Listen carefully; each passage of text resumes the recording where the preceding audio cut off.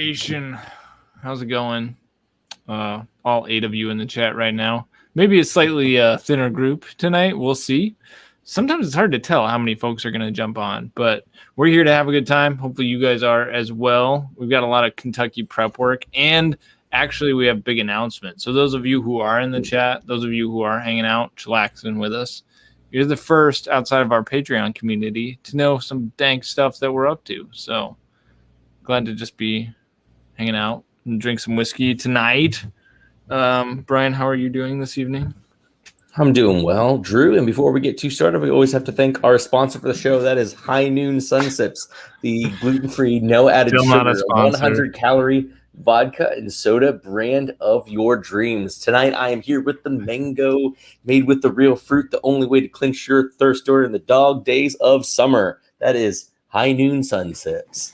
Yeah, big thanks to High Noon for sponsoring in our imaginations this stream. Just to clarify, High Noon has not given us any money, but they do sponsor with delicious flavor vibes. That was a B-reel.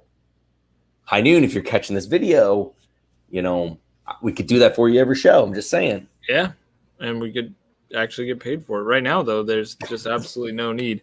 That said, if you've never had a High Noon, I do think it's worth trying. It's not a nice refresher, something a little lighter on the tummy pouch. If you're looking for something not beer or whiskey, but still packs a buzz, we'll move on. All right. Well, tonight we've got an agenda. That's the brief on the Kentucky trip, which is shaping up. I said in the comments below, it's shaping up to be legendary. The Kentucky trip, of course, is going to be full of whiskey vibes, distillery visits, also golf. But then we're ending this trip with a bang, which we'll talk about here in just a little bit. We're going to handle it chronologically. So if you're interested in announcements, just hang with us. We'll probably get there in, 45 minutes or so. First off, we got to start out with our bits, and that is, what are you drinking tonight? So Nation, be sure to shout out in the chat just to the right of the screen. What are you drinking tonight? Brian, what are you drinking tonight? I am just now pouring a little bit of the Maker's release from this year, the limited release. So I guess that's the FAE 01, right? Oh, yeah. Maybe it's 001? No, just FAE 01. So that's what I just poured out in the glass. I did pre-game with a little bit of Evan Williams Black Label. I finished that, and I'm moving on to the Makers. Nice. We got E.H. Taylor. Carlos is drinking some E.H. Taylor. Quirkus, Alba, right. Cask Dad. That I haven't seen you in the chat before, Quirkus. Welcome.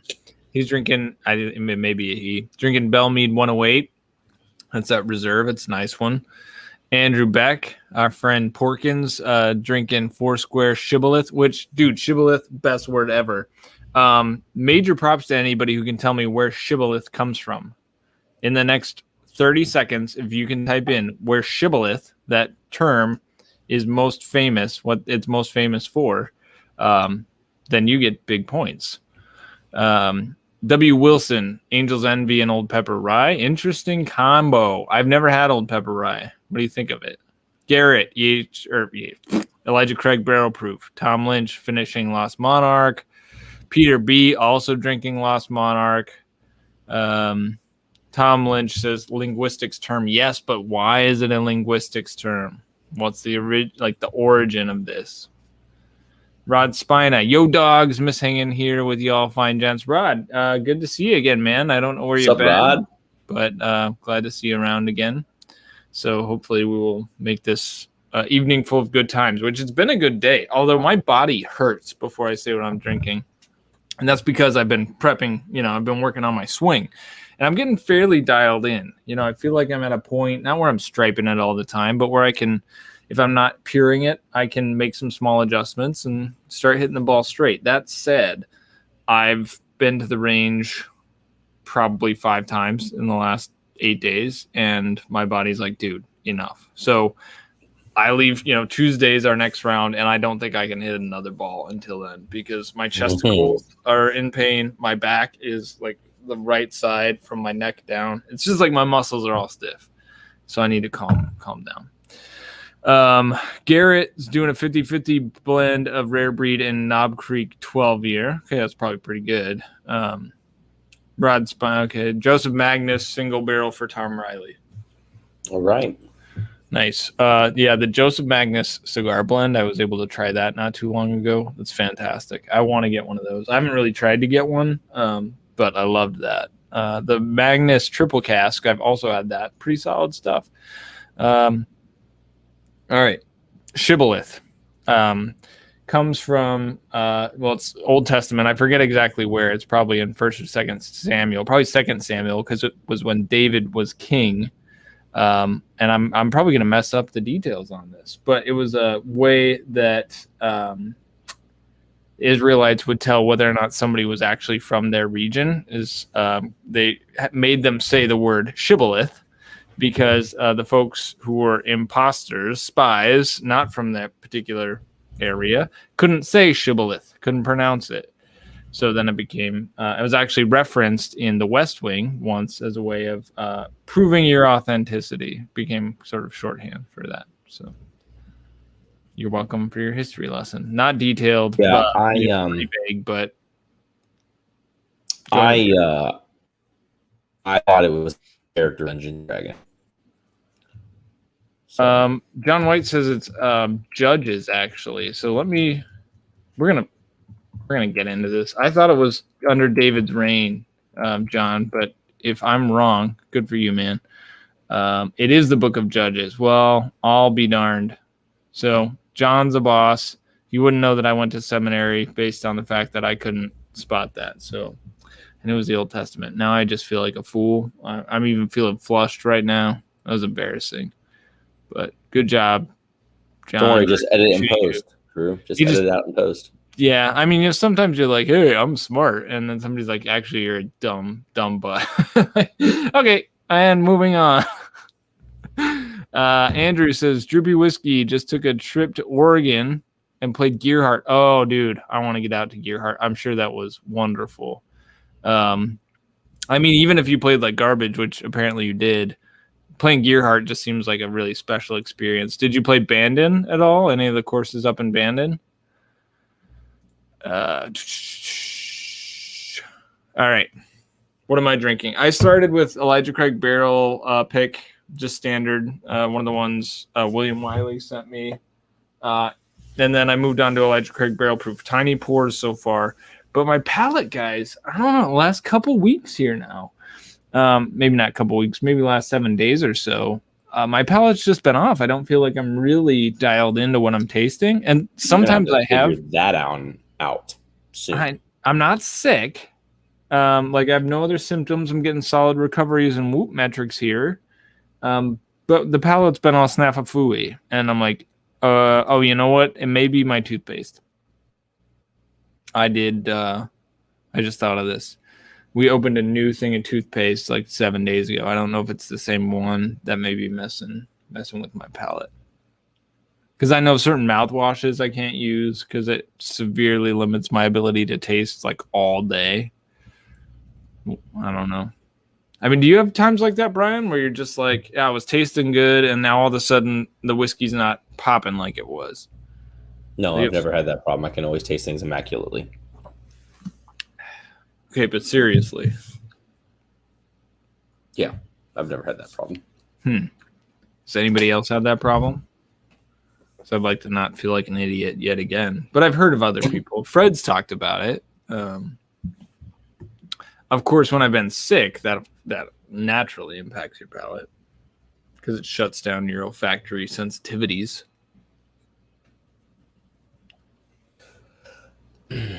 We'll get there. A couple drinks in, I feel like you just begin to imagine yourself tasting better. But all right, Brian, what'd you buy this week? What did your whiskey hunting? I know you have a story related to this, but what was your whiskey hunting experience like today? Yeah, so I haven't really gotten any whiskey. This last week into this week, Russell's 13-year has hit town. And you're on the prowl. On the prowl. on the prowl, trying to get some Russell's 13, trying to make it work, right? Yep. And honestly, you know, I've been trying to culminate to side note, my favorite whiskey so far this year, trying to make sure I have a good recap of it. But that's obviously a tangent from the fact that Russell's 13 would be on that list. So trying to find it, and I peruse in the Westport Whiskey and Wine local store here in Louisville app, and I see bar. It says, you know, they have the Russell's bottles to purchase, and it says bar Russell's 13-year bourbon, $6. So you're thinking full bottles, 750 milliliters of Russell's 13. Not me. I'm like, well, during COVID down here, the bars were able to sell drinks to go. We're able to sell samples to go, anything to like keep hobbling along. And so I'm like, okay, well, they're doing samples, but $6 a sample is, you know, still $150 for a bottle. I would say that it's worth $150. And it's hard to find down here, you know. Yeah. As much as I can make it seem like it's easy to find stuff, and at times it is easy, you also you have all the releases, but you have a ton of hunters out there. And so they're just always in all the stores too. So when something hits, everyone's out everywhere. And so I'm like, man, I'd really like to, yeah. And so I added 25 units, 25X of these to a cart, thinking maybe I just bought myself a bottle, but I have to wait for a confirmation email. So I'm sitting here wondering, you know, is it going to work? You all have obviously seen that I did the video review on the Russell's 13, and I've recently finished off what I had in my bottle from some bottle shares and whatnot. So I haven't emptied. And so I'm like, even if it is in samples, no sweat, fill up my bottle. But my order was declined due to stock inavailability. I did email back asking, you know, okay, well, what stock level do you have on hand? Can I buy some? I know Drew's obviously passing through town, and $6 for an ounce sample is not too I'd love to get a tasty taste of that. I doubt it's gonna fly. But anyway, thought I had it. Well, can't win them all. Can't have everything. No. All right.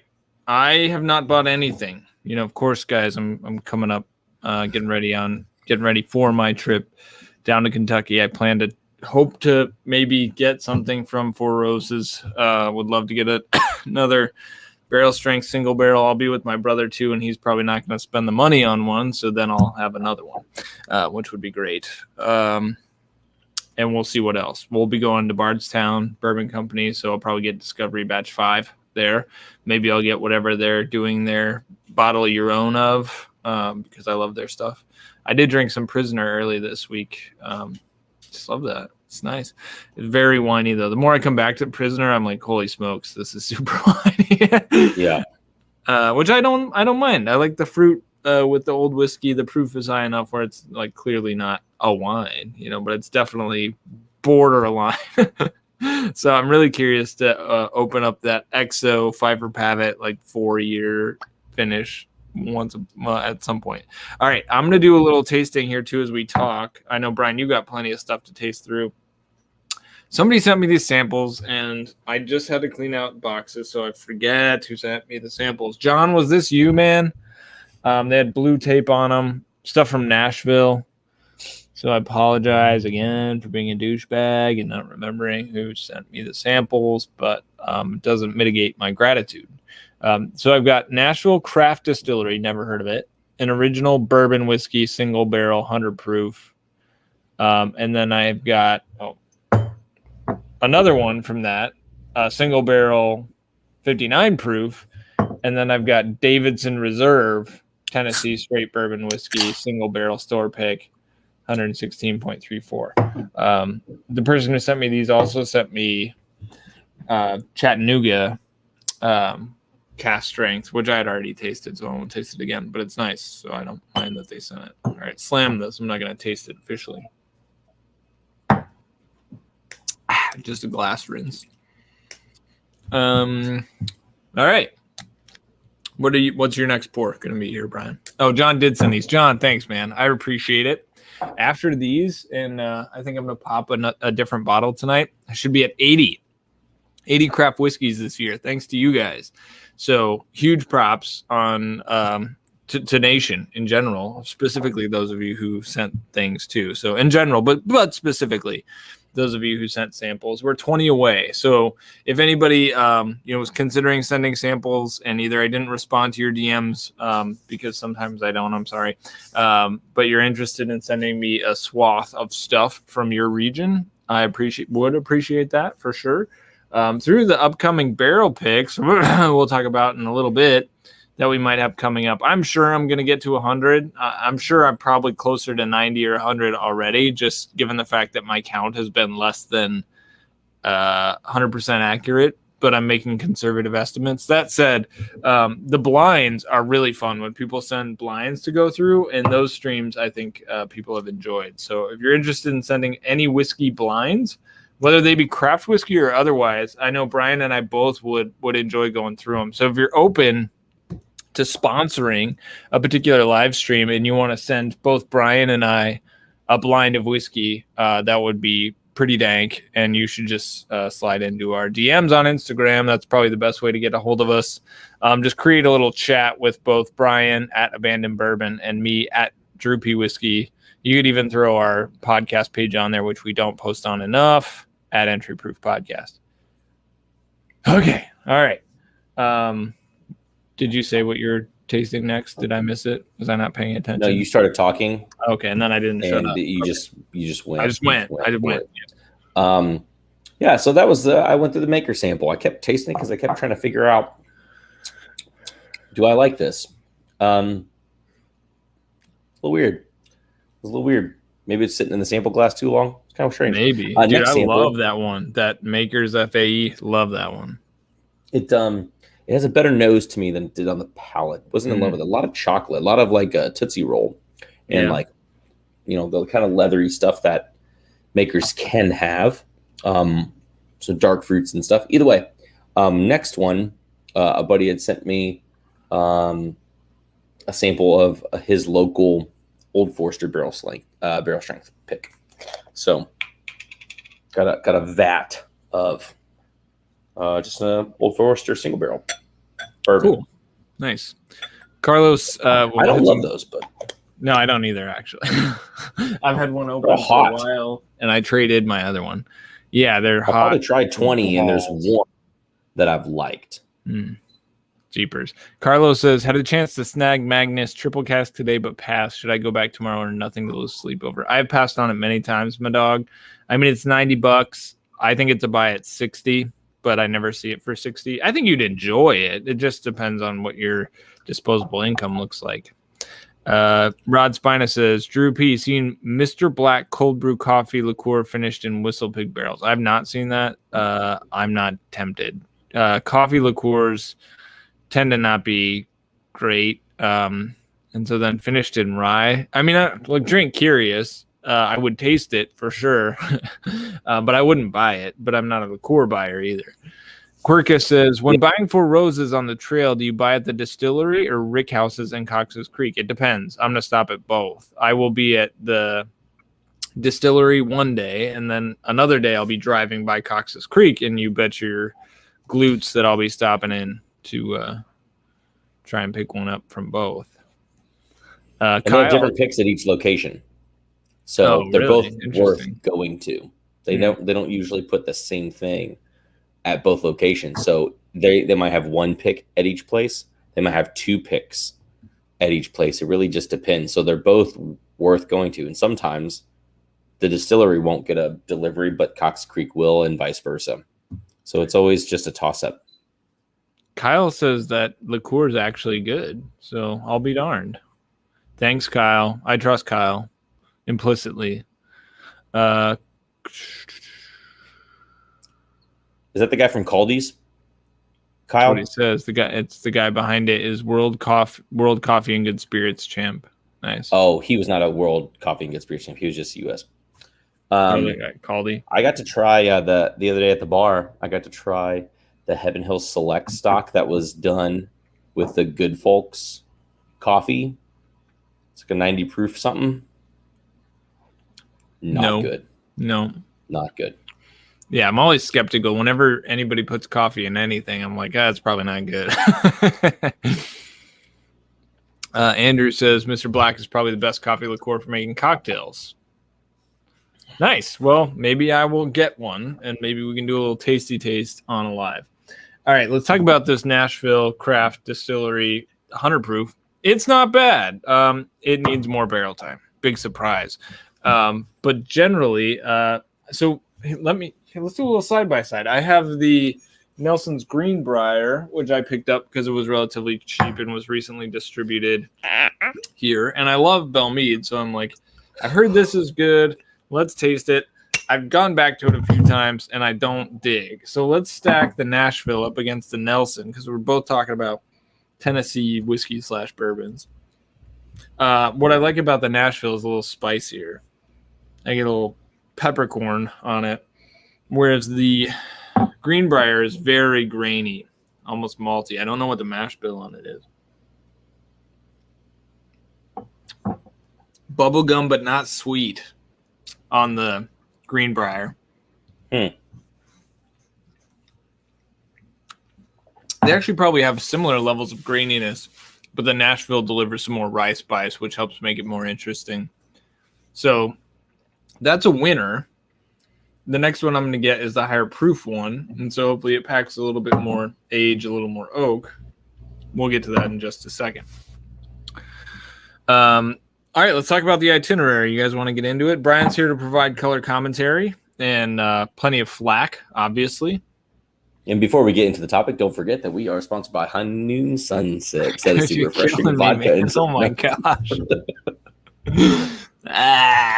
That said, we are sponsored by our lovely patrons who support us faithfully month to month, and in hopes that they're going to get some dank merch, which they are, and in hopes that they're going to get some dank barrels, which they are. Actually, you know what? Before we get into the topic, I feel like the 35 people who are on here deserve some good news. So why don't we save? Let's give them some good news. Brian, I tend to break the good news, and I appreciate you jumping on this stream and spending your night with me tonight. Keeps me accompanied. So why don't you share some good news with our people? Yeah, the good news for those who do not know, and a lot of you do, especially if you caught the pre-announcement that we have for Patreon members on our Patreon. Next weekend, we are going to Columbus, Ohio for a Middle West Spirits pick. Now, what I think is pretty exciting about this, I mean, only a month ago did Justin's House of Bourbon have the first pick in Kentucky. I don't know if other places around have these picks.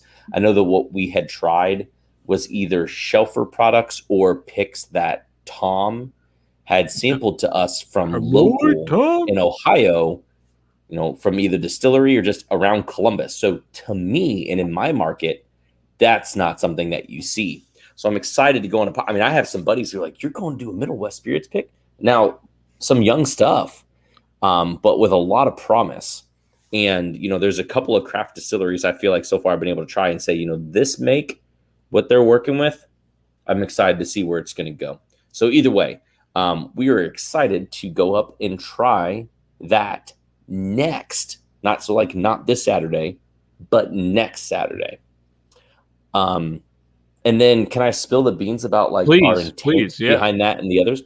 So one thing that we have been thinking about, that we talked about one of the last times we had an intro-proof talk, is, you know, we love jumping on these lives and we love talking with you all and interacting with you in person. And part of what happens with that is if we have guests on, especially with our regular jobs, it is difficult to juggle that and guests for the podcast and not be the same thing. If we have somebody on here, a lot of times then those episodes just carry over to audio form. And, you know, it's not necessarily new content specifically for the Patreon members, but let alone you all who join us on the stream, even if you're not a Patreon member. But we try to figure out how can we continue to offer something. You know, we've tried to build into our content. I've been putting videos up. Drew's still putting videos up. We're always trying to be here on Thursday as well. But in addition to bringing you all picks, getting you all some merch, and just generally hanging out and giving you good content, which is what that, you know, the Patreon members have been able to fuel us doing, we're trying to figure out how we can bring, you we had a lot of comments from Starlight. Drew made a little vignette, and even though we had photos from it and we did a recap episode of it, we still had people want to feel like they're more part of it. And we started thinking to ourselves, what if we could start maybe turning Entry Proof into a little bit more either immersive or like bring the video quality along more to give perhaps an even more long form version of what it's like to be on barrel picks in the various places we get to do barrel picks from. And so, I think that Middle West Spirits will be the first one. Drew's going to be trying this with his trip in general to Kentucky and golfing and whatnot. So you'll get content in that way, but in a very specific whiskey way. We are hoping to document the Middle West Spirits pick in such a way that's not distracting to the purpose, which is finding amazing whiskey for nation, but it's also to make it feel like in the end, you all have been able to feel what it's like to go on a pick at Middle West Spirits as well. So that's what we're hoping to start doing with a little bit more tie-in of media content with the picks that we go on, and hope that maybe that type of content will be something unique to us to Entry Proof to the channel, and ultimately until we crush it and then people steal it, which is fine. I think that's flattering. And if you do dank stuff and people are like, well, no, I'm going to do your dank stuff, like, that's cool. That's just flattery. Anyway, we'll see if we can pull it off. You guys will have to, sorry about that. We'll have to give you guys will need to give us feedback on how you dig what we lay down. Real quick, I'd thrown Rob's comment, not Rob. Turning the D around as a B. Rod, man, you got to get with it. I mean, that rye, dude. I don't know how much I've talked up that rye, but I freaking love it. I've almost killed my barrel or my first bottle. Thankfully, I've got some backups. But anyway, it's good stuff. And one barrel in particular that Tom had sent us from Middle West was Lights Out. I've got it sitting over here. I might give it a little tasty taste. But that's what we're hoping to try and find. If we can find something like that one. I mean, and here's the thing too, squad, is if we're not vibing on it when we're there, we're probably going to turn it down. Like, if we don't get a barrel that we're proud of, we're probably going to be like, we don't really want to like ask you guys to buy it. So there's that. Because I think last resort, we'll just say, hey guys, love what you're doing. Love what you've tried. Where's the sister barrel to this? Yeah, right. Do you have anything that tastes like whatever this? Give me what this is. I'm preparing for my, Drew P's top craft whiskeys out of 100. Like that video and that pick from Middle West is on the list. So it's going to be in my tops, and we'll see if it takes the belt, as they say. All right, so that's one thing, squad. But then not only that, but we have lined up 2 other picks and confirmed. And we have one tentatively on the calendar for end of August. And that's from Dancing Goat Distillery, the Limousine, which I thought it was Limousine. It's actually Limousine. That's how they pronounce it. I talked to the guys there, the people who know. Limousine rye, the 6-year cask strength, I dig. They do it in sort of Solera aging, and then they barrel it separate. So they have this really convoluted, kind of crazy way of doing things, which we're going to do a video there and a pod and document with their squad what they're up to. So that will be super awesome. That's end of August. So again, these barrels, they take time to go from barrel to bottle, then get out to Blake Seal Box before they're available to you guys. So we're going to try and space these single barrel releases out, about a month at a time. And people like Rod will need to open them and drink them so they don't pile up too much. And then after that, which the date is still a little TBD on this, but we'll be at Driftless Glen, also here in Wisconsin.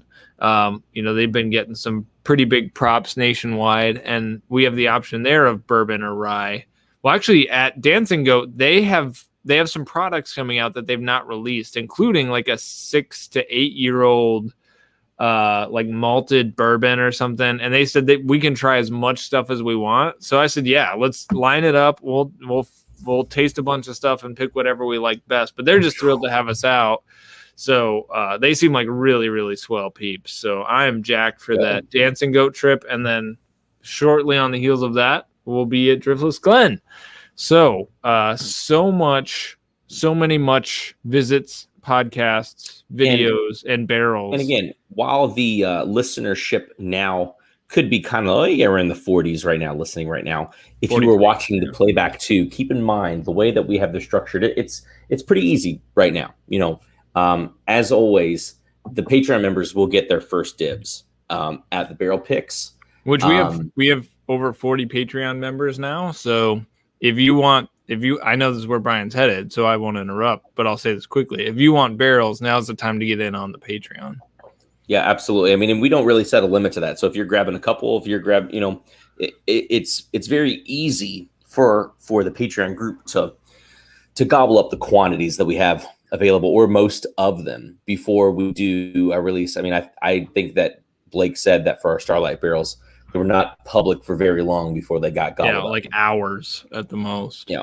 And so, that's just another thing. It at this point in time, we will open up to Patreon members after they have had time. We've checked in to make sure they have had time to order. We usually will, on a live stream like this, let you all know the link is available for you to grab from. But in the future, as the Patreon list does extend, it will be the only way to make sure that you're in on that. And eventually, if that grows, which would be cool, but if it did grow to the point that it is exceeding the amount of bottles we could get, then it'll be a first come, first grab for Yeah, we'll have to release it. Yeah, top tiers down. That's how we'll do it in the future. On this Middle West pick, though, there's also the likelihood that we'll have some special guests joining us on the pick who are maybe they live around that area. You reach out to them yet? I did. Jason from Mash and Drum said he's most likely in. I have not heard back from Cameron Drums and Drams yet. I mean, it will be an entry-proof pick, and entry-proof Patreon members get first access. But if these folks come along, we'll let them open it up to their Patreon members before it goes live on one of our streams. So, right. So that's great. That with all those folks around, this Middle West pick is probably going to go pretty quick. Yeah, but so I mean, let's walk through this trip here. What is in my glass? I think I'm going to put this over here. I think that's Nelson Greenbrier. I don't really want to drink that. So I plan to get rid of this bottle, actually. I'm going to give it to my dad. I've got a few bottles here I'm going to give away. Nelson Greenbrier being one. Brian, I'm going to bring you this barrel 18-year American whiskey. Dude, put it away. Sorry, I was just doing silent sponsorship ad. This is ridiculous. Put it away. So I'm going to bring you this. So this was a gift from Bourbon Approach, who's a good guy, supporter of the channel. So I'm going to pour out some of this for myself, then I'll bring you the rest of the bottle. What is it? What is that one? Is it a pick? No, it was just a barrel bottling 18-year Kentucky whiskey, which it's big grass notes. So I think you'll dig it.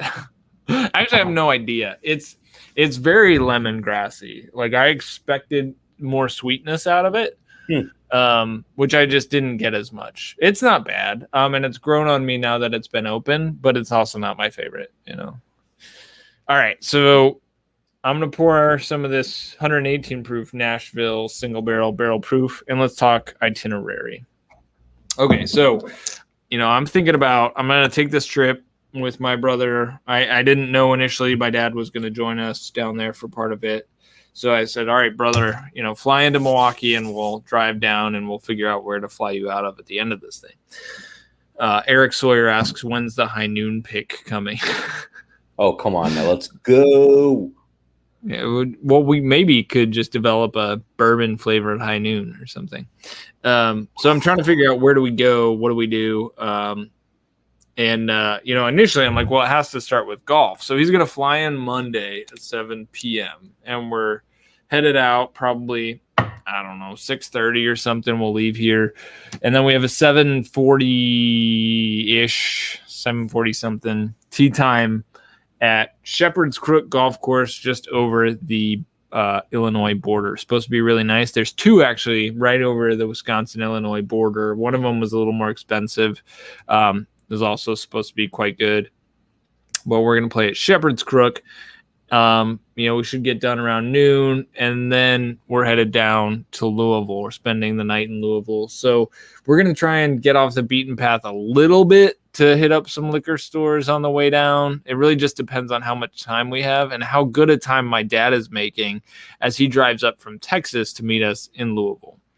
And so when we get to Louisville, that night, what are we going to do? Well, we're going to pop George T. Stagg 2019, because that's the only George T. Stagg I have. It's probably my most prized bottle at this point.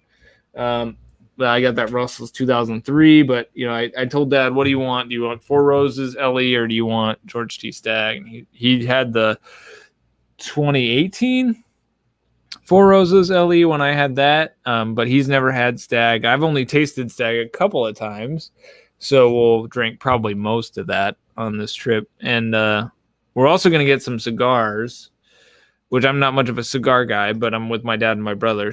And we're playing golf. So of course we're going to do cigars. If you guys have any recommendations, if you need something, my buddy's got a ton. I bet he'd sell some too. We've got tons of Cubans and stuff. Wow.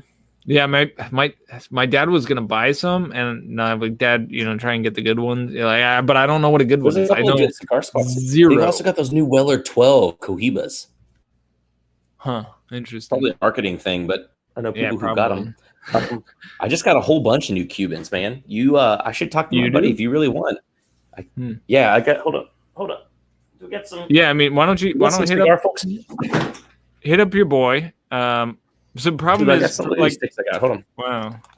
Problem related to Alec Bradley and stuff is that now we have no time. Like I leave I leave Tuesday morning. So Tom Lynch GTS is cherry and caramel and brown sugar and amazing. Yes, I already know. Believe me, I know it's delicious because I tried 2018 and 2019 Stags.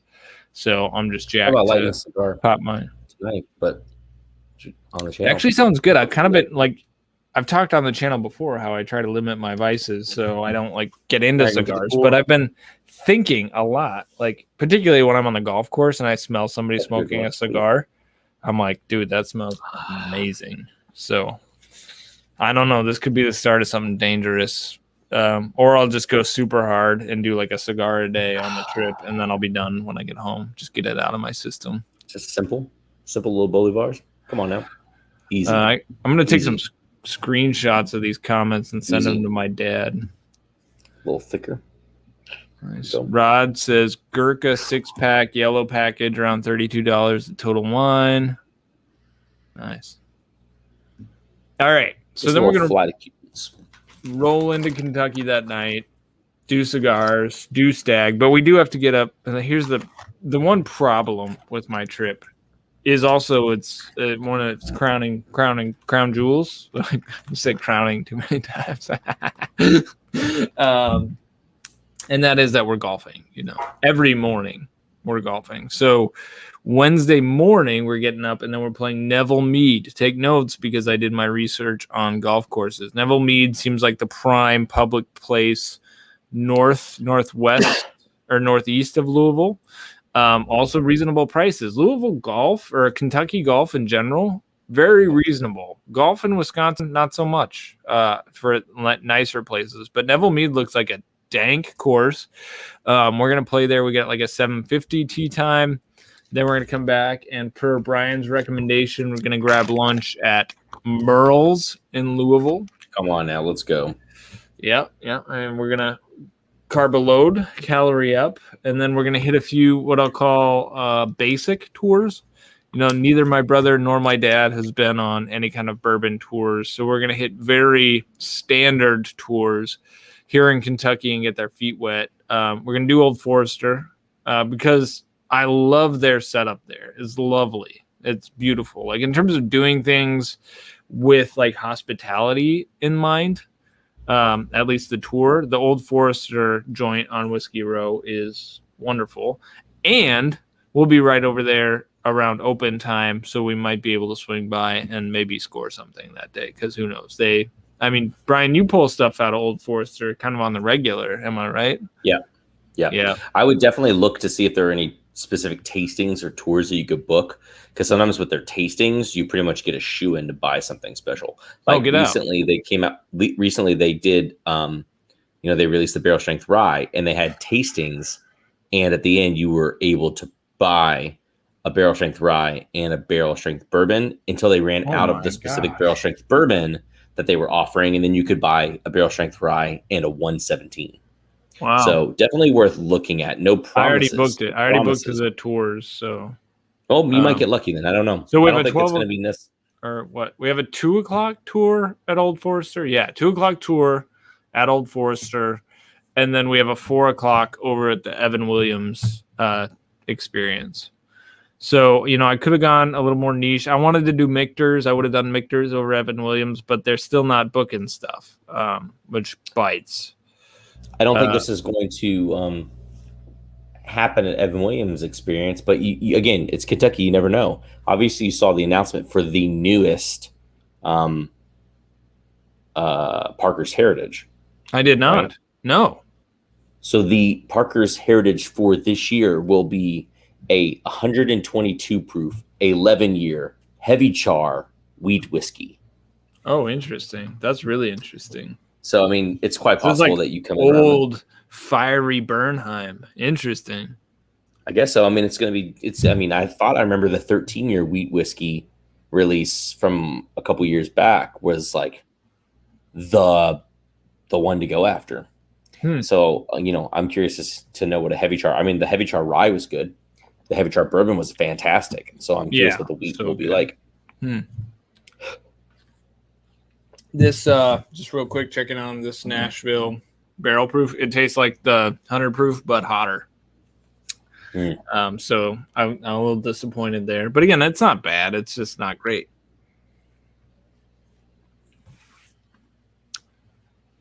It's got some fruit. It's got a little aspirin finish, drying. It sucks to spit out. Yeah. Sounds terrible. It's not terrible, but it's not great. I mean, when's aspirin great though? Like that's well, I mean, I can get a little aspirin, and I'm like, it's like. But if it was full aspirin and didn't have some rye spice and some probably raspberries, then yeah, it would be gross. But it's not totally without redeeming qualities. I mean, relative to craft whiskeys too. So, okay.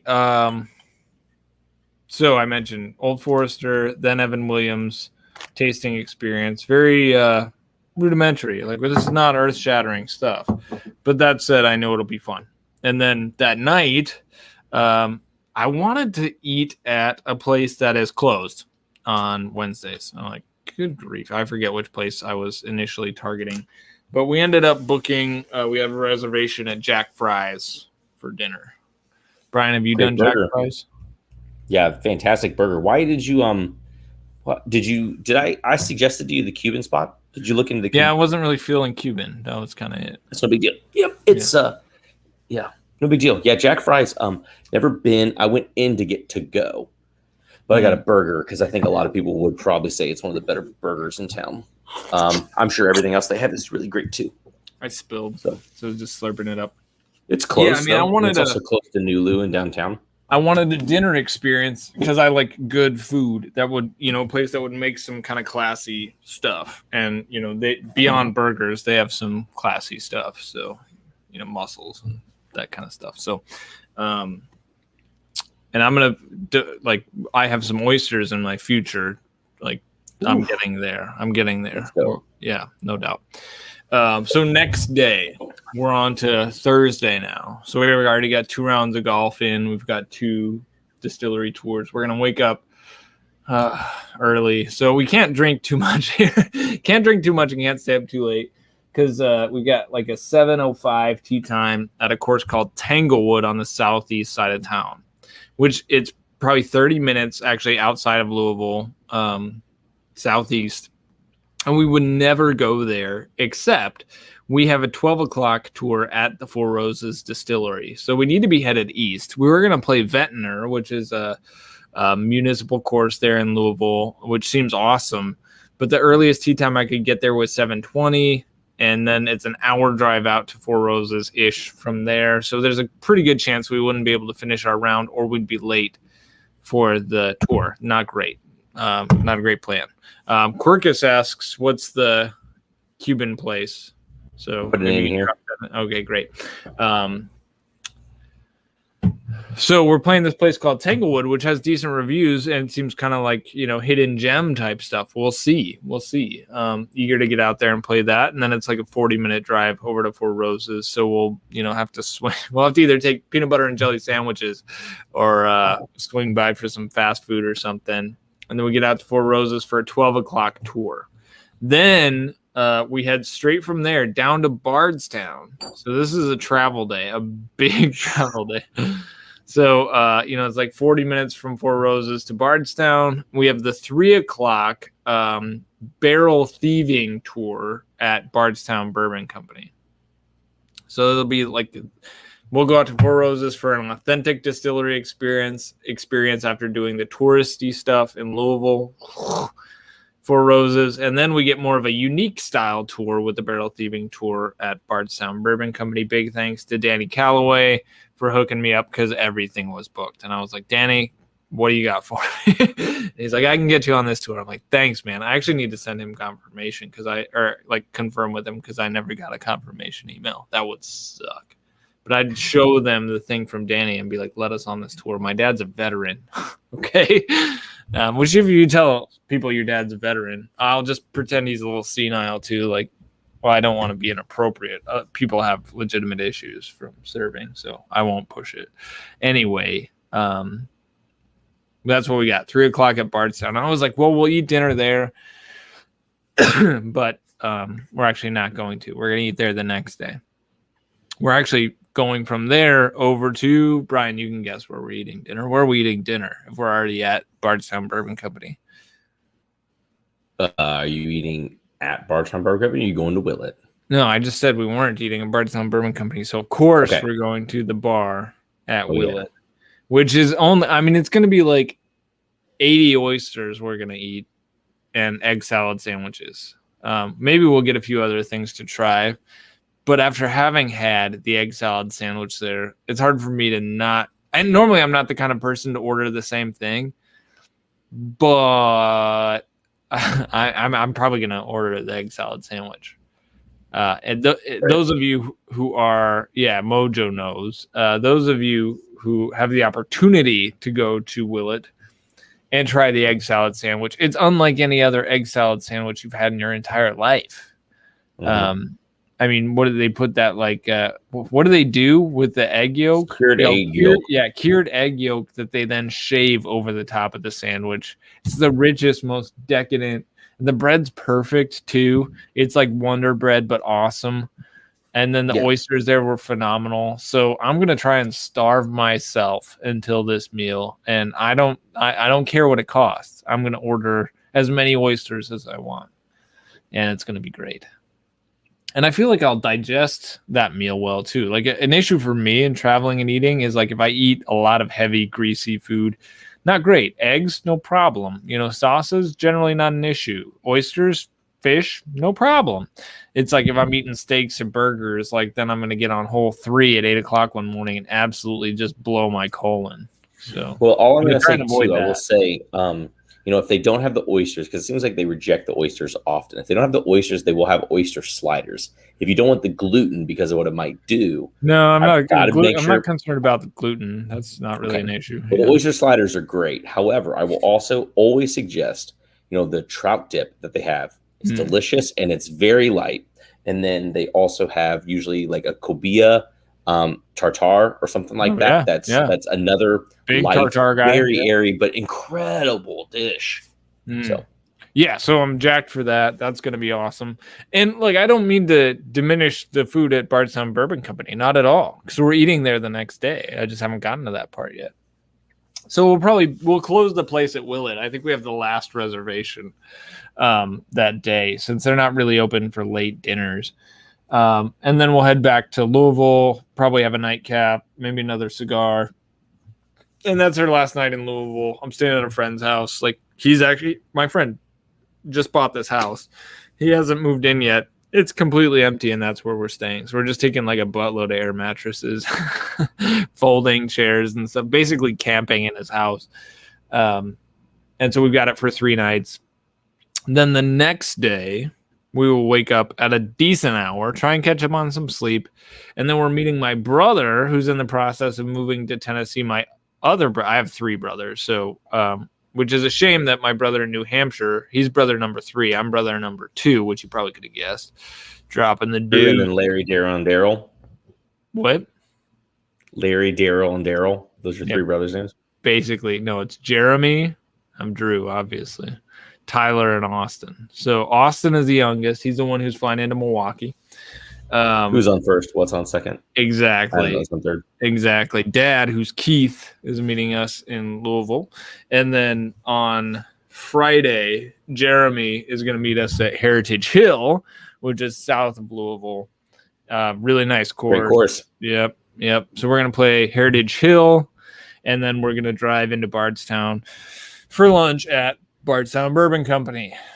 And then, ironically, we have this 3 o'clock tour at Willett, thanks to my good friend Brian Bikey with the hookup there, because Willett was also everybody's all booked up on these tours. Now, I don't know if like walk-ins are just a no-go, because it's gotta suck if you show up to Louisville or any of these places and you're like, we're here for the week, and you can't get on a single tour. But seriously, like if you try and sign up for any tours now for next week, you can't. There's just no tours available for you online. So I don't know how they're managing it, but anyway.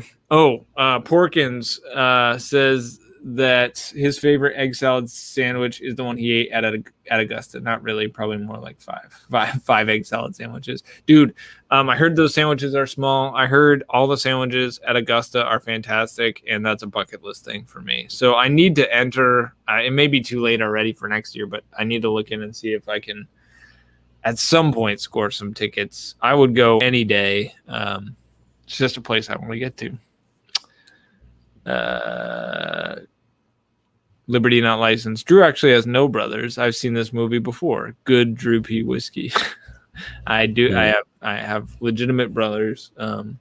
We get together though. It's like we still kind of fight and bicker and cut up like we were 12.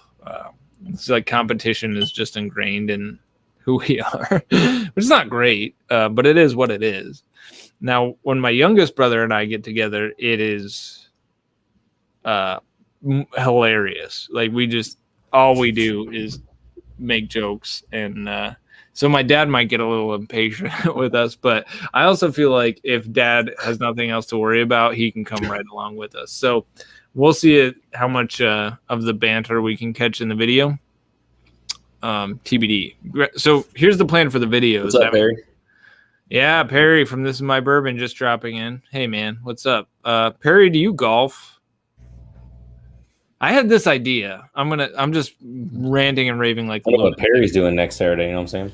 But we got 52 people in here. Odds are pretty good that a lot of them like golf. Man, maybe 30%. 30% probably golf. Odds are pretty low that they like golf, Drew. Odds are pretty good your mom likes golf. Anyway, I had this idea that we should do a golf and bourbon trip, which I think you'd even be on board for, Brian, where it's the entry proof. I was going to call it Bourbon and Bandon and do it at Bandon Dunes in Oregon, where everybody kind of pays their own way, but like I reserve a block of rooms and everybody shows up, and basically we just hang out together and we all bring bottles, and it's like this massive bottle share that we're not liable for, but we coordinate. And if you want access to the rooms, you got to be a Patreon member or something like that. But I thought, even if we didn't do a Patreon, I would just love to do a trip like that with a bunch of people who love bourbon and go to some awesome golf destination. So if you guys are interested in this concept that I'm developing in my head of bourbon and golf, bourbon and Bandon at Bandon Dunes or something like that, hit me up. I'd love to try and make it happen. Okay, back on the actual topic at hand, because I think I just blew away like 7 or 8 listeners. They obviously didn't like golf. Yeah, you did. You did actually. It was 9 listeners. Who left? 9 listeners. Well, you know what? Is what it is.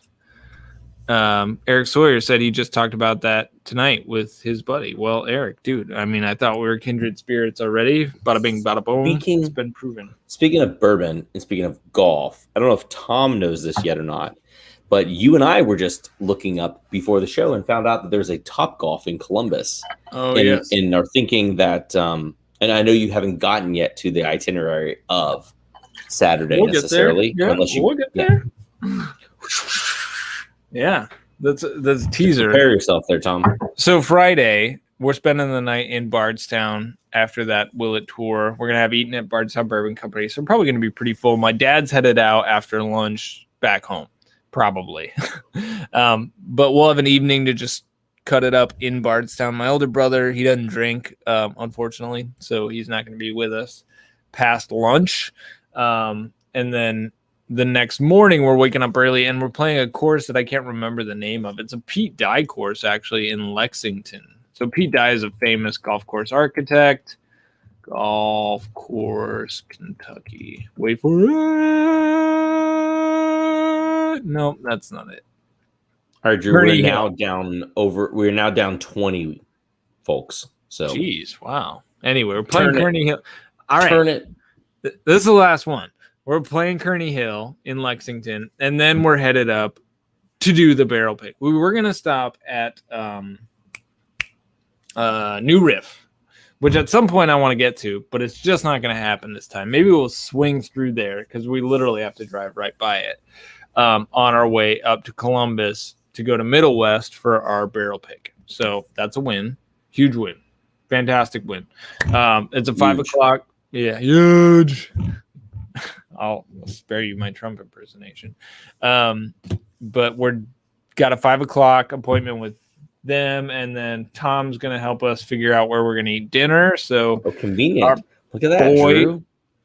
Topgolf is a mile from him. It's perfect. So here's the thing, though, is this we're going to do this barrel pick. I don't know how long it's going to take.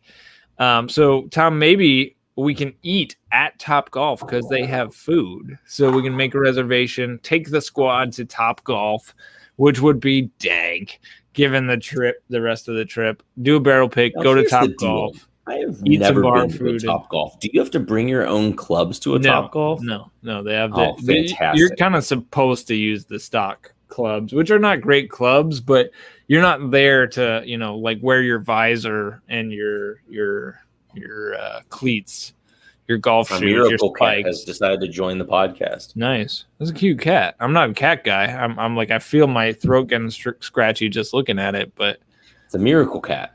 This cat was found at Kristen's old hospital, and someone had just dumped a box of these cats in the parking garage, and they tried to collect this one, and it fell down through the center of the parking garage. They were on floor 4, and they found the cat on floor 1.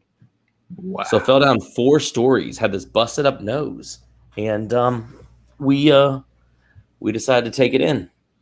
So awesome. Miracle.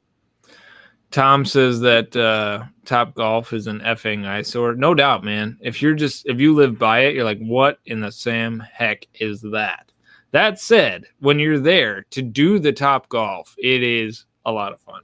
Like my wife, she doesn't really like golf. She enjoyed Topgolf. And so like, that means that you too, Tom, would like Topgolf. And here's the thing.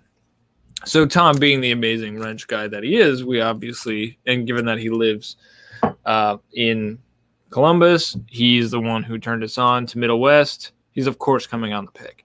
So, but Tom, I mean, I got to say, if you're not going to come to Topgolf with us, then, I mean, you're out. Obviously, that's not the case, but, and I'm not sure we'll do Topgolf. I'm happy to throw down the joke, but I don't actually mean that. But Tom, we got to hang. So even if you were like, no, man, I'm not going to Topgolf, you couldn't coerce me into that. I'd be like, fine, we're not going to go. Cause honestly, I want to hang out with you since we've only done. You can reserve a bay. Why don't we reserve a bay right now? We will. Oh, why don't you get in and I'll finish up the itinerary. This is on the 24th, right?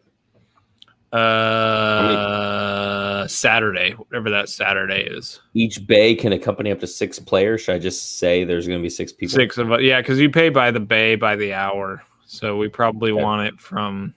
Now, here's the thing, though. Like, I guess 8 o'clock, because how long do you think this pick is going to? Probably 3 hours, right? I mean, if they come in and don't give us a tour and set us up with samples, we'll probably bang through it pretty quick. Let's say 8 o'clock, Brian. It says include, so I can do a walk-in. Walk-in's always welcome. Check out your venue's hours and pricing. But on a Saturday evening, they're probably going to be 1 gameplay, or book 1 bay plus gameplay. So it includes 2 hours of gameplay in 1 bay, starting at the selected time. During high occupancy, a booking fee may apply and is included in the rate. Okay, let's just check availability, I guess. For the 24th, 6 players at 8 o'clock time. Yeah, I think that's probably 8:30? safe. 8:30 time. Well, how late are we gonna stay up? Are we gonna bedtime? Well, it's up to you, dude. I don't sleep. Yeah, I mean, I haven't even booked us an Airbnb yet. I mean, I just want to make sure that we have time to 8:30. I want to make sure we have time to video and do the pick, and then also, like you said, eat. I don't want to necessarily say we have to get Topgolf. True. We can also just not do Topgolf because I'll play the 18 holes that morning. Oof! You know what's crazy? What? No spots on that Saturday. Are you serious? I mean, other dates of availability, Sunday. So I guess they say only a few bays are set aside for reservations, and they're full for the selected date. So it says walk-ins are welcome. And walk in. Well, we could. Yeah. What we'll do. It says only a few bays. A few bays are set aside for reservation. So I assume it's mainly open. So we'll just have to go check it out. Fly by the seat of our crotch. See how we're feeling after we're done with the pick. Okay, the nose. So I'm onto this Davidson Reserve. Have you had Davidson Reserve? No. Okay, so this is a single barrel store pick. Don't know what store. 116.34. John, if you're still in the chat, John boy, let me know what store this is from. Davidson Reserve. I'll look this up. This has a much better nose on it. Getting some maple. I also still get some young grains, which is kind of a bummer. But it's got some more redeeming sweetness than the other one had. Yeah, there's young corn spirit is popping through. Not super spicy, but kind of syrupy.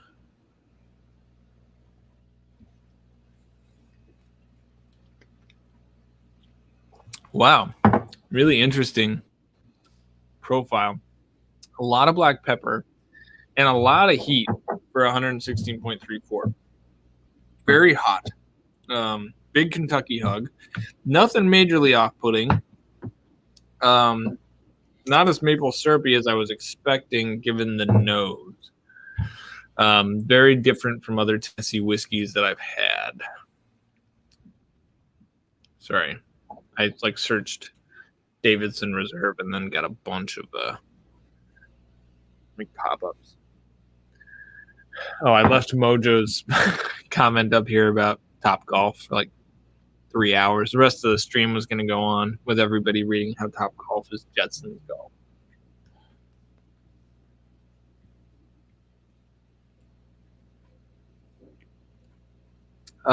Il Maraschino Cherry, some Dr. Pepper. Not my favorite, but I would say it's good. Good in the way that a B- is, hey man, good job. You did good on the test. Enjoyable.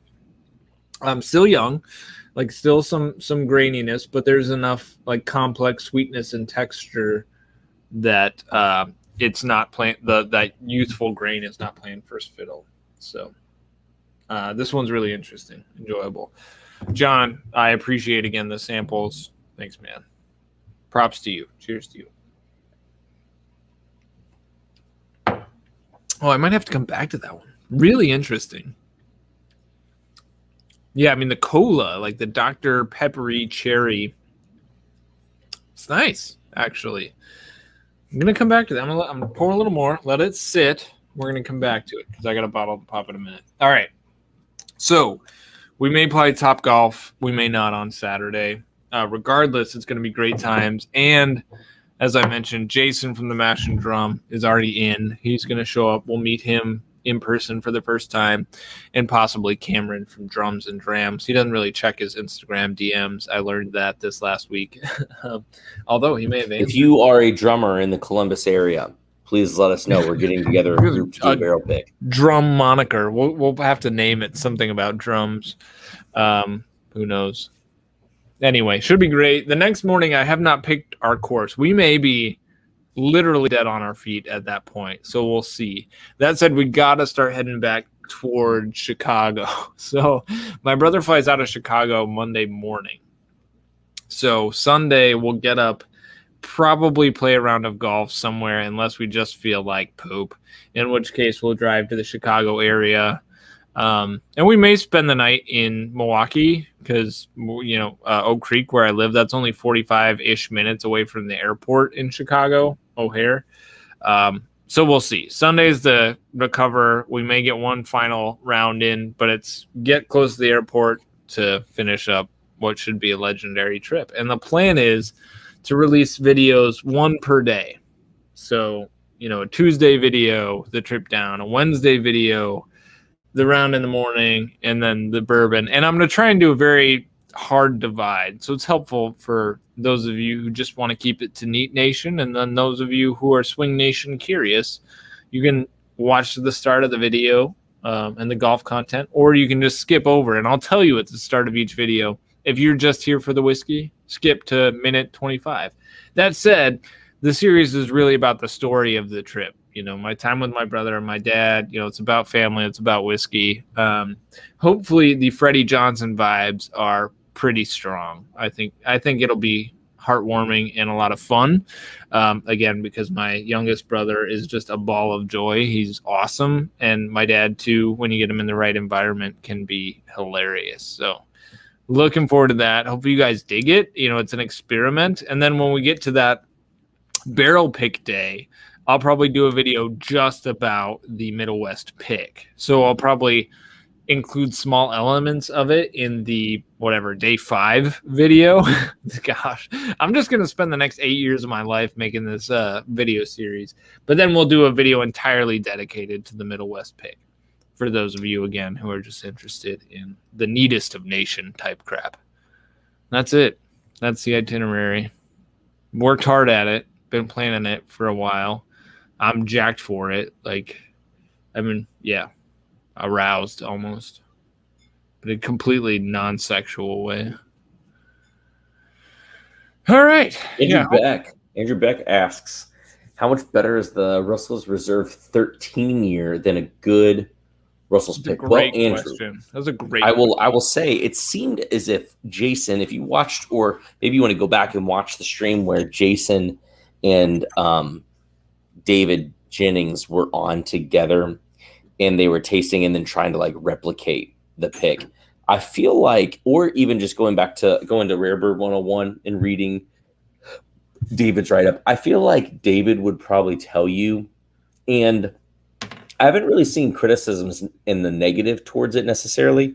I just feel like a lot of people would say that it's not immaculate. It's just, it's like, or akin, or, it's on a similar level as a great Russell's pick. That said, if there are Russell's picks that are as great as Russell's 13, I have not tried them, and I would love to know what they are because I would like to have them. From everything I have tried, I personally have. Now, I'm not deep turkey. Real quick, Brian, so I've not tried. I'm just going to say I'm going to make my exit to do my thing. My mid-show sabbatical. I'll be right back. You could have just done that. You totally could have just done that. I could have. I didn't have to turn around. Hey, everybody, I got to go. I'll be right back. So I'm not the most versed on all types of Russell's Reserve picks in terms of what warehouse of what year, what was banging, what are the characteristics of them all. I've had a smattering of some to try some of the profiles, but I still haven't had a Russell's that has tasted like this. I thought the Russell's 13 had a good amount of oak to it, and I've not really had that in a lot of the other Russell's picks. I still feel like the Russell's picks have the sweet spot of balance. They're not overly oaky. They have a lot of sweetness and some spice, and the youth isn't necessarily corny, but it is kind of like, I don't know, maybe graham crackery and honey, and has a little bit of the turkey play. The 13 to me had just so much more stuff to it. There was something that was kind of funky, kind of quirky about it. And that type of characteristic I don't find often in the Russell's picks. The Russell's picks to me are kind of like, I don't know, they're just honey-y and maybe fruity. And great. They're great drinkers for sure. But the Russell's 13 seemed like a little bit more to me. I don't remember if I've tried the 14-year tradition. Let me see, like 14-year tradition. Wild turkey. I want to figure out what that bottle was. I figure out what that bottle was. Man, I don't remember. I've had one that was kind of similar to this, but I don't remember if it was the 14-year tradition. Have you tried any of the other LEs? Did you try any of the other, like the Russell's 03 or the Russell's 02 or something like that? Because I feel like it was, or even the 17-year Bald and Bond. I feel like it was kind of in that same vibe. But the 17-year Bald and Bond and the 03 both had some medicinal thing to it that I felt like you get away from in the 13. And I think that's to its benefit. So, yeah, Kyle, I'm not knocking. I'm not saying that there aren't dope Cam Nelson picks. I got a ton of CNFs. I've got I got some A. I got a smattering of things, and they're good or fruity or tasty, you know. But I just think that the 13 just has a je ne sais quoi. I like that word. Jonathan Rodriguez says, "Where's he going?" Tom says, "To the little Drew's room," and then Liberty Not Licensed says he has one of those indoor golf simulators just off camera. I wish I did, dude. That'd be awesome. All right, can do a little craft whiskey tasting. So I've got Smoke Wagon, not uncut, unfiltered. At least you're persistent. This is the small batch, which is 50% alcohol. I also have the standard bourbon at the 46.25. Again, these are from Bourbon Approach. Great guy. Good American, plays hard, loves the game, that kind of thing. Swell dude. JD, thanks for sending these to me. And I wanted to taste, so very fruity very grape forward nose on the standard Smoke Wagon, and I wanted to taste the standard up against the small batch and see if it's that much better. I did taste uncut unfiltered once. I don't have it here to taste against it, but Brian's got some on the shelf behind him, so he could tell us what he thinks about that. I thought the uncut was great. The thing that's tricky about that is, he says he blends every batch to be the best of that batch. And so I've not tried any other batches to know how much they vary from one another. But I was really pleased with the flavor that I got out of it for, the price of the bottle. And it's be good. I thought it was good. Nice. So yes, this one is quite good. It's a little spicy, big grape, a little young. Like you kind of get that, but it's really. This cork did not fit very well. Okay, it's just loose. I think it's okay. It's just a little loose, not super tight.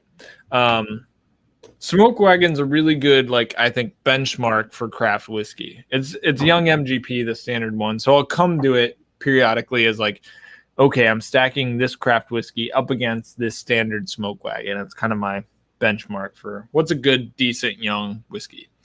This one's supposed to be a little bit better, but not at uncut, unfiltered level. I have no idea the age of the whiskeys that go into the Smoke Wagon small batch, but I love the proof point at 100 proof. So let's give it a whirl here.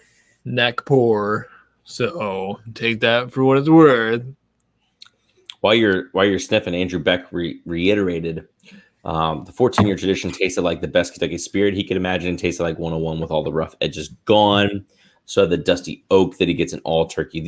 I think the biggest benefit to 13 is that it is barrel strength.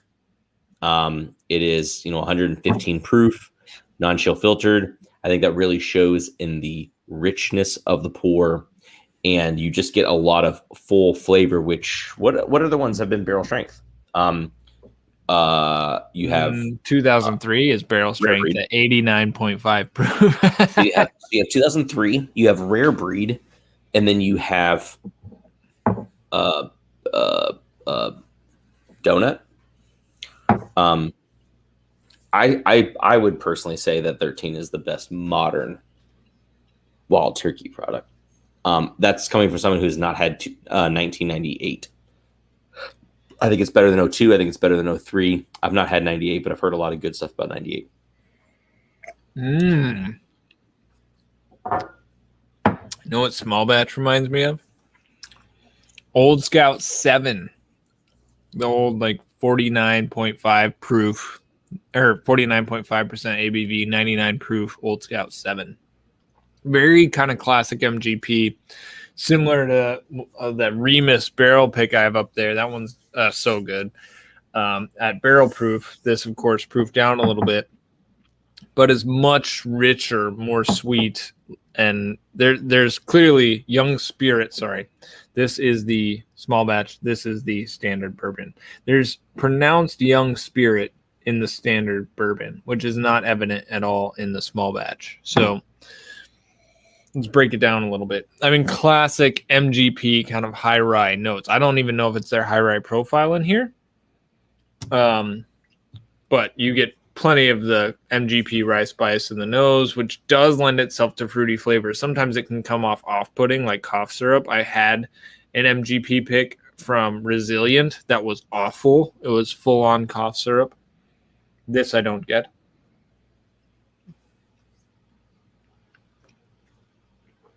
Grape soda is still kind of the note, but it's balanced off with some citrus. What's the sweet? I mean, it's kind of grape soda sweetness. It's going to take me a second here. I didn't prepare for this. You guys saw me pop the bottle. It's not nutty or corny, the small batch. The standard bourbon is a little corny. I'm not getting nuts really in any regard, Mojo/Kyle.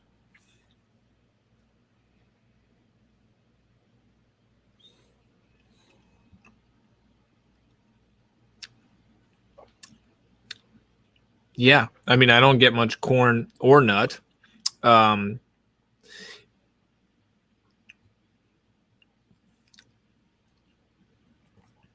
I'm failing right now. I just feel like I'm flatlining. I'm trying to taste, and you can see my heart rate, and then it goes, and the brain function just, I'm out. Not that I've had that much whiskey. I just don't feel like I'm tasting well right now. This is a good time to remind everyone that the show is I won't do sponsored by Smoke Wagon, which is also not. Come on, now that's something I could get. Something I can get. Oh yeah, 100%. I figure if we just reached out to that guy, he'd come on. So we need to, because that dude. We definitely should. Seems like a charismatic. Is he on YouTube? Someone tag him. It'd be a ball of joy, no doubt. Porkin says, I think all Smoke Wagon is the high rye, probably the best bottler of MGP he's had. So Remus, of course, is MGP release. And the pick It was a local Facebook group that did this pick. I had gotten a couple bottles of it, and it was wonderful. Really well done. Better than the Belle Meade Reserve. I do have 2 Belle Meade single barrels that I've not opened. You know, they're kind of white whales, you know. So I've got a 9-year and then a 12-year. You know, so this is cask strength. That said, it's very low proof. So this is only 108.3 proof. The other one, the 12-year, is like 100. Gosh, what is that? Are you going to bring me some inch-proof tasting glasses when you come through town? Yeah, dude, I'm going to bring you 6 of them. Yep, I got them set aside for you. 101.2 proof. Yep. I told you that recently. I was like, oh, yeah, I never sent them to you, but I'll bring you a whole mess of them when I come down. I'm also got samples for you, too. So Stonked. Anyway, bottom line is the small batch is significantly better than the standard Smoke Wagon, which already doesn't suck. So I don't know what the MSRP is on this. Let's look it up. Smoke Wagon small batch MSRP, but it's very good. So I would be tempted to buy another one if I saw it. Mash and Grape has it for $55. I think it's a friggin' steal at $55. That's amazing. I might buy another one right now. Smash and Grape actually ships to Wisconsin. Good on them. Yeah, they have it in stock. So, folks, again, not that I'm, not that we're getting paid by Smoke Wagon, but Mash and Grape, so mashandgrape.com, their online purveyor of fine whiskeys, they have Smoke Wagon small batch in stock for $55, which I think it's worth it. You're welcome. And if you were to go there and order, please leave a comment in your order saying, I ordered this because of the Inch-Proof Live or something like that. Yeah. And maybe they'll be like, cool. They can hook us up. Maybe we can do barrel picks of like Elijah Craig barrel proof with them. Barrel picks. Because we can't. Here's the thing. We do have to figure out another retailer for doing picks that aren't craft whiskeys. Because with Blake, we can do the craft, but that's where it kind of ends, which is fine for now. I mean, like, I think we may have talked about this on the stream last time, and if we didn't, you and I were talking about it. But one of the things that was difficult is I had the opportunity for a Russell's Reserve pick, of which I could have brought to Nation. However, logistically, could not have logistically brought it. It would have been a store here in Louisville. So logistically, we could not have worked that out, which is a shame because I think everyone here in Nation would have been excited about a Russell's pick. Very much so. And at some point, Lord willing, we might get to do something like that. But we do have to figure out for sure how we might distribute such things, maybe through Mash and Grape. Although they are quite large, I don't know if they would actually do that. But hey, I didn't ask them. What could they say? No, probably. Stanley Soroka says 55 seems high for the small batch. Look, I don't know what seems high for the small batch. I just know I can't get Smoke Wagon in Wisconsin, and this to me is worth that amount. So, Stanley, where you at, my dog? Like, where in the world are you that people might be able to go find it on the shelf for less than that? John White says $60 in his region for the small batch. So far, Mash and Grape is looking pretty good. And I'm pretty sure you get free shipping if you spend a certain amount. Let's go. Yeah. Anything else you want to taste through here, Brian?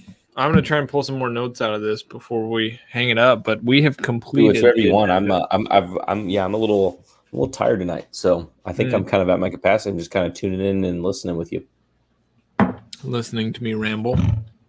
Yeah. Well, I've said it all. The baby is still up, so I think we'll take this opportunity to hang it up. I have got a lot of editing to do on my Scotch Malt Whiskey Society video. Not going to do it tonight, but that's what's going to keep me busy this weekend as I prepare for the trip. So that will go live Monday at 11, which, guys, if you haven't checked out Scotch Malt Whiskey Society, super dope. If you like Scotch, it's a no-brainer. Like, it's absolutely no-brainer. If you don't like Scotch, you should at least think about it because I think you should try Scotch. I think there's some things you need to taste to broaden your palate. If you're like, no, I've tried a lot of Scotch and I hate it, Don't worry about it. Don't even consider it. It's fine.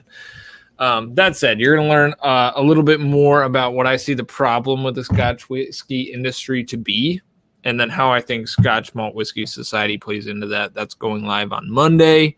And then we're getting into the Kentucky trip. So follow, the Instagram at Drew P Whiskey, at Entry Proof Podcast, at Abandoned Bourbon, where I'll be bringing you stuff. And then, of course, when Brian meets up with me on Saturday for the barrel pick at Middle West, I'm sure Brian will be posting his nuts off. No doubt. Yeah. Other than that, I mentioned whiskey blinds would be lovely. That would be an awesome way to do the last 20 whiskeys in this craft whiskey journey, or at least the goal to get to 100 in 2021. We're just over the 6-month mark, and we're at 80. So plenty of time to bring it home. Let's close out with some humdingers, but DM me if you want to send samples. It's definitely the way to do that. Kyle owes me some. I also owe Kyle some, so I'm going to get his in the mail with his 3-month Patreon gift here in the very near future. That's it, squad. No live stream next week. So next Thursday, I'm traveling. It's not going to happen, so we'll miss you all very much. But we'll bring it back here in a couple of weeks. Stay tuned for some pretty dope stuff. And again, if you want access, for sure, guaranteed access to these barrel picks, you know how you do that. Patreon.com/entryproofpodcast. It's in the show notes below. That's where you can also jump over to my channel, jump over to Brian's channel, subscribe to that. That'd be great. Check us out on Instagram. And we're done. William, if I owe you samples, which I probably do because you've sent me a ton of stuff, just DM me, dog. I owe somebody an Elijah Craig 18. I owe some people the J. Henry, which I've marked it on like my Patreon shipment tracker. So those of you who reached out to me and said, I want a J. Henry sample, I've got that marked on your next shipment for Patreon. I've got some more glasses going out for 3-month subscribers tomorrow, which I got to go tape them up. They're all boxed up. I got the labels printed. I got to go just put the label on the box, take them. That's it. If any of y'all need anything, if we've interacted and you want to follow up, and I've just been busy and not responded, don't take it as a lack of interest. Take it as the fact that I am too busy and over-obligate myself as a bad habit. So just hit me up again and be like, hey, bro, do you see this? Or, hey, is a sample coming? I won't get offended, I promise. I'll actually probably feel bad that I didn't keep my commitments, which I want to do. All right, now I'm done. Brian, thanks, dog. It's good chatting with you. Can't wait to see you next week. We should connect in Louisville just so I can get you those glasses and samples, and you don't have to haul them back from Let's do it. Columbus. But otherwise, Saturday night is going to be a friggin' rager. Oh yeah. Topgolf and all. Nation. That's right. Thanks for tuning in. Hope you enjoyed tonight's stream. We'll catch you back here in 2 weeks. Otherwise, hope you catch the video drops from me and for Brian over at Abandoned Bourbon here in the next few weeks. Stay healthy, stay safe, and remember to keep it neat. Cheers, guys. See y'all later.